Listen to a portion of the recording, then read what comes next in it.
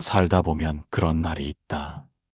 이유 없는 허무가 마음에 내려앉고 무엇을 해도 공허할 때가 있다.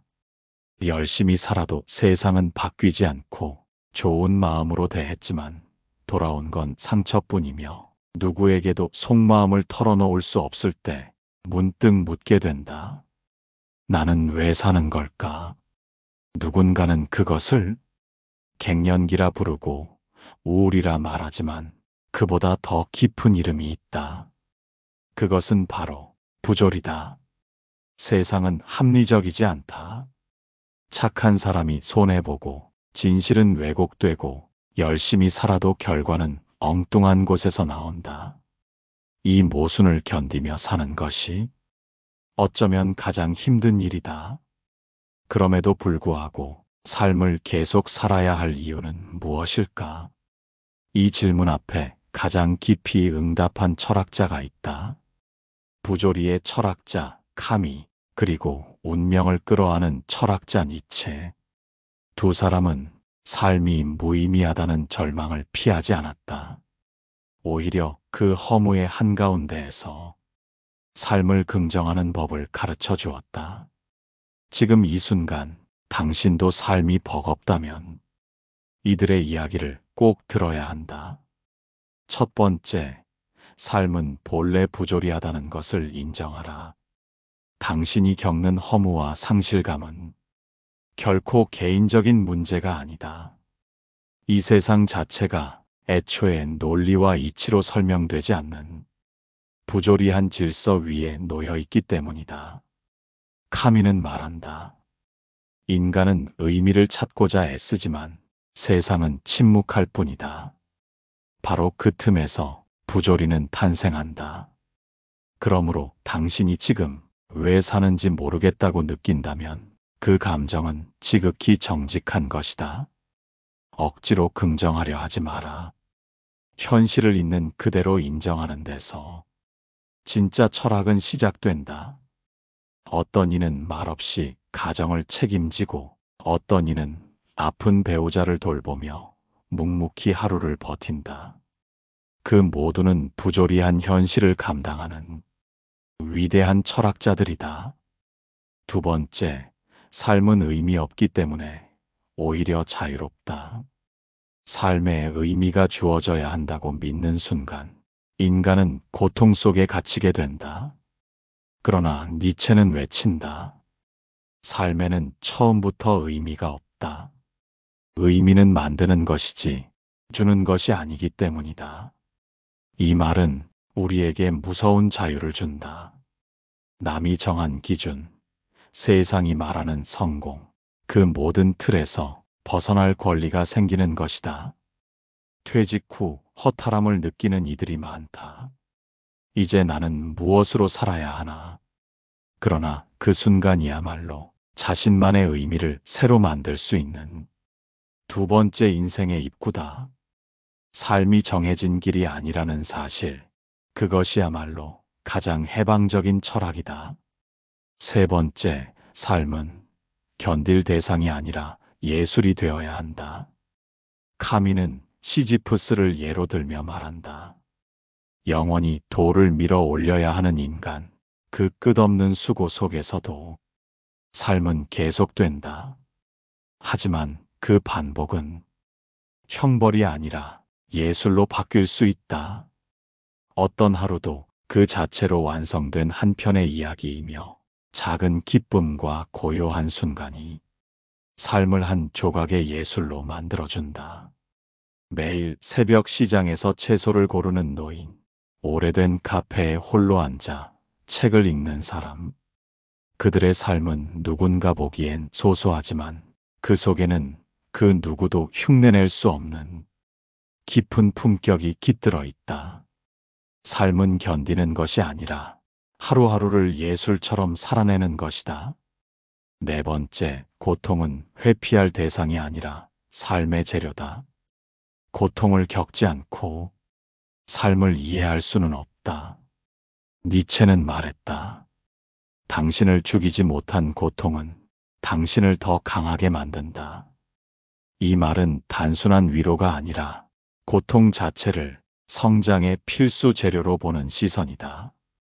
슬픔, 배신, 상실. 그 모든 순간은 당신을 꺾으려는 것이 아니라 다듬기 위한 시간이다. 어떤 중년 부부는 큰 병을 함께 겪으며 말보다 깊은 신뢰를 얻었다고 했다. 괴로움이 지나간 자리에 비로소 삶의 의미가 남는 법이다. 고통은 피할수록 두려워지지만 마주할수록 내 것이 된다. 삶은 아픔을 껴안는 사람에게 비로소 입을 열어준다. 5번째, 무의미함 속에서도 태도는 선택할 수 있다. 세상이 어떤지보다 중요한 건 어떻게 살아갈 것인가의 문제다. 카미는 말한다. 인간은 비록 부조리한 세상에 놓여 있지만 그 안에서도 자신만의 태도는 선택할 수 있다고. 그것이 바로 반항하는 인간이다. 불합리한 현실 앞에서도 자신의 존엄을 지키는 사람, 그가 진짜 철학자다. 정년 퇴직 후 아파트 경비로 일하면서도 항상 옷깃을 반드시 여미고 인사하는 이가 있다. 나는 이 일도 내 삶처럼 정중하게 대하고 싶습니다. 그 말은 단순한 미덕이 아니라 태도의 선언이었다. 삶의 조건이 아니라 태도가 품격을 만든다. 6번째, 희망 없이도 걸어가는 사람에게 길이 열린다. 희망이 없어도 걸어가야 하는 때가 있다. 그 길은 고요하고 외롭고 앞이 보이지 않는다. 그러나 바로 그 순간 삶은 당신을 시험하고 있다. 의미 없는 세계 속에서도 당신은 스스로를 지킬 수 있는가? 니체는 운명을 사랑하라고 말한다. 좋은 일만이 아니라 고난마저 자신의 일부로 껴안는 것. 그때 비로소 인간은 삶의 주인이 된다. 폐업한 가게 앞에서 다시 작은 분식집을 열 준비를 하는 어느 노인의 모습. 희망이 있어서 움직이는 것이 아니다. 움직이기에 희망이 생기는 것이다. 걷는 자에게 삶은 언젠가 다시 문을 열어준다. 7번째, 자기 삶을 판단할 수 있는 사람은 자신뿐이다. 타인의 시선은 끝이 없다. 비교, 평판, 기대, 조언. 살다 보면 어느 순간 자신의 삶이 아닌 남의 기준으로 살아가고 있다는 걸 뒤늦게 깨닫게 된다. 카미는 말한다. 자살이란 단지 생의 포기만이 아니라 자기 삶에 대한 판단을 남의 잣대에 넘겨준 결과라고. 그러므로 살아야 할 이유는 타인의 인정보다 자신의 내면에서 나와야 한다. 어떤 이는 젊은 시절 실패한 창업을 60대가 되어 다시 시도했다. 이건 남들에게 보여주려는 일이 아니야. 내가 나를 위해 해보고 싶은 일이야. 남의 평가에서 벗어나는 순간 삶은 비로소 자신의 것이 된다. 8번째, 죽음과 직면할수록 삶은 선명해진다. 삶이 흐릿하게 느껴질 때 죽음을 떠올려야 한다. 역설처럼 들리지만 삶의 의미는 종말의식에서 더욱 또렷해진다. 니체는 삶을 영원히 반복할 수 있겠는가라고 묻는다. 이 하루가 다시 돌아온다 해도 당신은 지금 이 순간을 선택할 수 있는가? 죽음은 위협이 아니라 거울이다. 그 거울 앞에 설 때 우리는 무엇을 내려놓고 무엇을 붙들어야 할지 비로소 알게 된다. 지병으로 투병 중이던 한 중년은 가장 하고 싶은 일이 뭔지 물었을 때 매일 저녁 가족과 식탁에 앉는 것이라 답했다. 삶의 본질은 거기 있었다. 죽음을 직시할수록 삶은 작고 단단한 진실만을 남긴다. 9번째, 무너졌던 자리에서 철학은 자란다. 인생은 무너지지 않으면 깊어지지 않는다. 강해 보이는 사람도 모두 한 번쯤 부서진 자리를 안고 있다. 그 무너진 틈 사이로 빛이 들어온다. 그곳에서 철학이 시작되고 그곳에서 사람은 진짜 어른이 된다. 카미는 말한다. 가장 깊은 겨울 속에서 나는 내 안에 여름이 있다는 것을 알았다. 한 남성은 이혼 후 수년간 우울을 겪었다. 그러나 그 시간 동안 자신에게 솔직해지는 법을 배웠고 타인을 이해하는 눈도 달라졌다. 무너졌던 경험은 당신을 조각내기 위해서가 아니라 더 넓은 사람으로 만들기 위한 과정이다. 그 자리를 외면하지 말라. 당신의 철학은 거기서 자란다. 10번째, 완벽한 삶이 아니라 수용하는 삶을 지향하라. 삶이 부조리한 이유 중 하나는 우리가 완벽을 꿈꾸기 때문이다. 문제가 없고 아픔도 없고 늘 안정적인 삶을 바란다. 하지만 그런 삶은 존재하지 않는다. 니체는 말한다. 완벽한 세계를 꿈꾸는 대신 지금 있는 현실을 그대로 사랑하라고. 운명을 사랑하라는 그의 말은 삶의 조건을 바꾸라는 게 아니라 그 조건을 수용하는 태도를 말한다. 한 여성이 치매에 걸린 어머니를 간병하며 말했다. 처음엔 받아들일 수 없었어요. 그런데 어느 날 엄마가 제 이름을 다시 불렀을 때 그게 전부라는 걸 알았어요. 완벽이 아닌 수용, 그때 삶은 고요한 평온을 품는다. 11번째, 혼자 있어도 삶은 여전히 깊을 수 있다. 고독은 인생의 가장 진실한 상태다. 많은 이들이 외로움을 두려워하지만 진짜 철학은 고독을 통과한 사람만이 할 수 있다. 카미는 부조리한 세계에 맞서기 위해 가장 먼저 자기 자신과의 대화를 권했다. 남이 아닌 나, 세상이 아닌 내면에서 삶의 의미를 되새기는 것이다.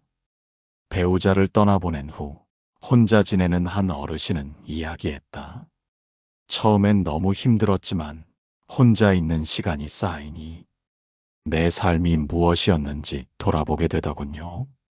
고독은 피하는 게 아니라 머무는 것이다. 그 자리에서 삶은 조용히 그러나 깊게 익어간다. 12번째, 의미를 찾지 말고 의미가 되어라. 삶은 질문이다. 그러나 그 질문에 정답이 있는 건 아니다. 카미는 말한다. 삶은 부조리하지만 그 속에서도 인간은 스스로 의미가 되는 존재가 될 수 있다고. 의미를 바라는 것이 아니라 내가 누군가에게 의미가 되는 것. 그것이 부조리한 삶을 견디는 힘이 된다. 자식의 뒷바라지를 다 마친 뒤 작은 독서 모임을 운영하는 한 노인은 말한다. 누군가 내 이야기를 기다려준다는 게 살아갈 이유가 되더군요. 우리는 삶의 해답이 아니라 삶 그 자체가 되어야 한다. 의미는 찾는 것이 아니라 살아가는 방식에서 만들어진다. 삶은 참 이상하다. 애써 살아도 결국 사라질 것을 알고 있고 열심히 품어도 뜻대로 되지 않는 일이 훨씬 많다. 그래서 우리는 어느 날 갑자기 멈춰 선다. 이 모든 게 다 무슨 소용인가? 그 질문은 당신이 약해서가 아니다. 오히려 인간만이 할 수 있는 가장 정직한 물음이다. 카미는 그 순간을 철학의 출발점이라 했다. 그는 고통을 인정하되 그 안에 굴복하지 않았다. 희망을 맹목적으로 말하지도 않았다. 대신 그가 선택한 태도는 그럼에도 불구하고 살아가는 것이었다. 의미가 없기 때문에 오히려 삶은 우리 손에 달려 있다. 타인이 정해주는 인생이 아니라 내가 하루를 어떻게 살아내느냐에 따라 삶은 충분히 의미로 채워질 수 있다. 니체는 삶을 찬미했다. 고통마저 껴안고 부조리마저 수용하며 그 모든 것을 자신만의 세계로 바꾸는 인간. 그가 진짜 강한 사람이라 했다. 지금 이 순간 당신이 허무함을 느끼고 있다면 그건 당신이 삶을 가볍게 보지 않기 때문이다. 가볍지 않게 살아온 사람일수록 공허함을 더 깊이 느끼게 된다. 하지만 기억하라. 삶은 늘 정답이 아니라 선택이다. 정답을 찾으려다 지치지 말고 당신의 방식으로 매일을 살아내라. 작고 사소한 하루, 그 안에 깃든 당신의 태도가 누군가에게는 살아갈 이유가 되어줄지도 모른다. 삶이 부조리해도 우리는 살아내야 한다. 그것이 철학이 알려주는 가장 인간적인 진실이다. 시청해 주셔서 감사합니다.